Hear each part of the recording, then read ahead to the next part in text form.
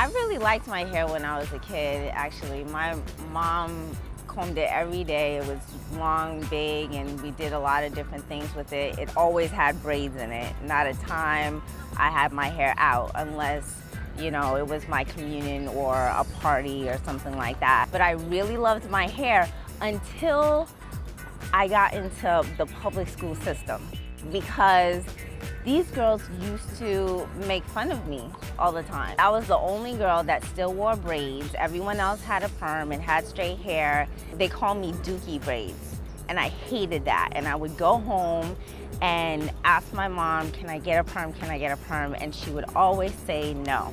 But I asked her a lot, and at some point I wore her down. I was going into high school, and she took me to the hair salon and I got my first perm. My hair was always in bows and barrettes and clips and stuff like that. So I wanted to kind of be, you know, a little older. And I used to beg my mom, like, oh, just leave the back out, like when she used to comb my hair. So she would put the top like in a ponytail or a bun or whatever, and then like have the back out. And I regretted it every time, because at the end of the day, it would just shrink up. And to comb it out, oh my God, was painful. I remember when I first wanted a perm. I used to go to this pharmacy store, and they had like this aisle with kiddie perms. And I used to see the girls in the box, and it was so cute. And they had like, you know, the long silky, you know, hair and like the curls. And I was like, Mommy, I want my hair to look like that. I want my hair like that. I don't even think I understood what a perm was. I just saw the picture and I was like, that's how I want my hair. So one day, I guess she gave in and gave me a perm. So when I was transitioning, no one was transitioning around that time. I don't think there were any blogs or anything like that. It was like in 98 or 99, something like that. When I made the decision to go natural, it was in 1999, I believe. And back then, there wasn't really that much information out there about, you know, transitioning to natural.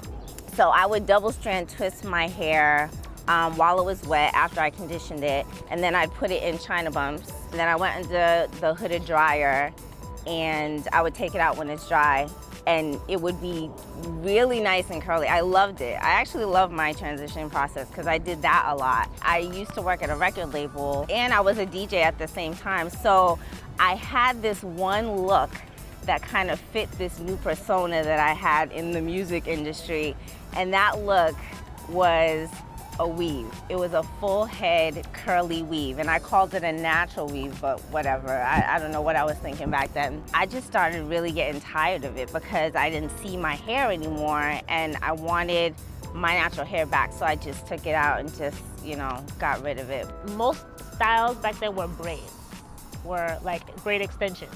So that's how I transitioned. I just braided my hair, and I braided my hair using every braid style known to man. I had silky locks, I had micro braids, I had Janet Jackson goddess braids, if that's what it was called. I had, you know, braids like Brandy. The last style I had were micro braids, and they were pretty long. I used to feel my roots, and I was getting a little excited. I was like, oh, okay, you know, my hair's growing in. I think I've had it long enough, so it's time to go. I'm ready to go natural. I'm ready to wear my hair, you know, out. So I went to the salon and did the big chop. She swung me around in the chair, and I was in shock because I went from having long micro braids down to here to having hair this short.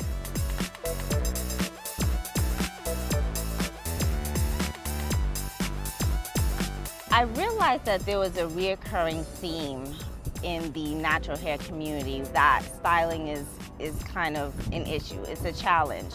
Not only that, transitioning is a challenge as well. So I thought to myself, why not show people different styles, how to achieve them, and that it's not that difficult to transition. It's not that difficult to become a naturalista. So I know Natasha from Main Moves TV, and I thought she would be perfect for it because she's in front of the camera and behind the camera, and she does a wonderful job. So I reached out to her, told her the idea, and she was totally on board for it. I was on board with Make Me A Naturalista because it's all about inspiration. And I feel that lives are changed, or lives can be changed through the inspiration of things that other people went through.